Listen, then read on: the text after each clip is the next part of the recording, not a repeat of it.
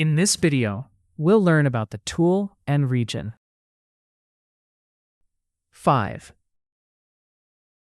Tool 5 identifies colors in the selected area. It identifies the average color and also the predominant color in the region. Selected. First, let's start Vimeo. Let's start camera 1. Here, camera 1 is already connected, where we have an image of the output of a paper machine in an industry.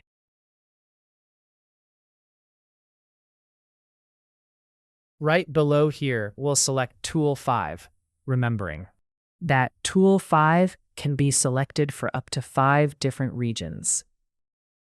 Within the image, for our case, we use Tool 5A.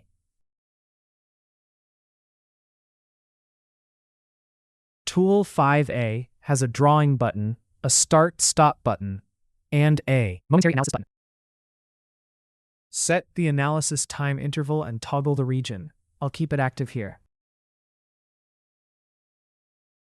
What I want to analyze is the average color observed in the ROI I select, or the predominant color.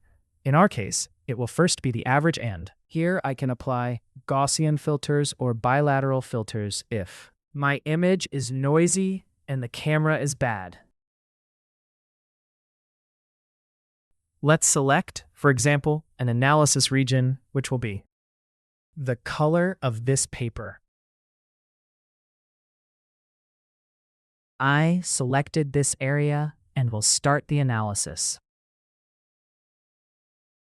Since it's set to average here, it's calculating the average color of all the pixels within the selected region.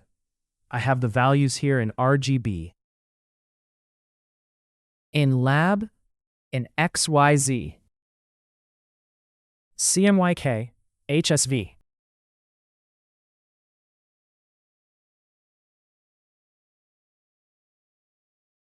All these values here I can transmit through OPC UA, Modbus API, among other types of transmission. Down here, I can create analysis regions to validate a result of 1 for positive and 0 for negative. For example, I want it to trigger every time the paper passes through this case. We can insert values within this range here if I'm working with R within this range here if I'm working with LAB. Within this range here if I'm working with XYZ. Let's use RGB here. I know that when the machine has paper, the R value is 150 to 180 because it's varying in this area. The G and B have approximate values. I can leave them in the range of 160 to 210.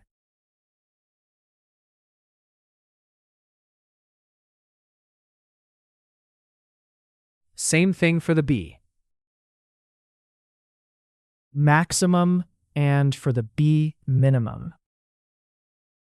With paper, as the color of the paper matches this, and the paper is passing within the range we set, is 1.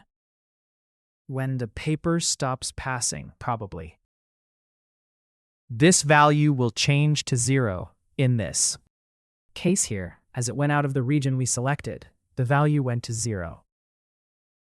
Remembering the time, this time value holds the result for the duration I select. For example, if I set it to 10,000 milliseconds here, it would hold the 1 for 10,000 milliseconds and then return to 0 as soon as it leaves the region. Okay, let's return it here to 0. The paper is being passed. When the color stabilizes, it will return to 1, just like here. We can use this for N types of filters. in the image, remembering here that we also use the average color. We can use the predominant color in. It uses clustering to identify the most predominant color here within the region. When we use the predominant color, we use more processing, or when we average it out,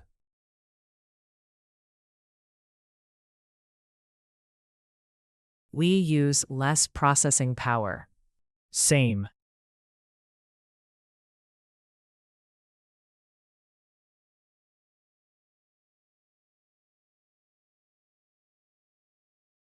Way we can do the same thing for other analyses.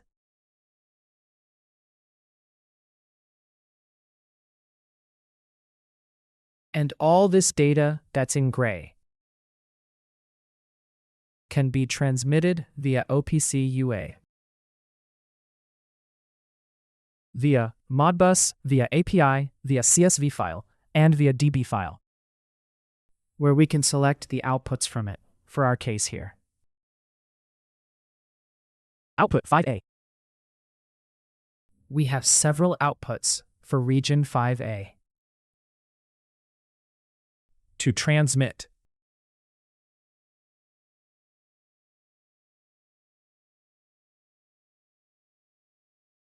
This way, we learn about the functioning of region 5 in the manual. We have more in-depth explanations about this tool.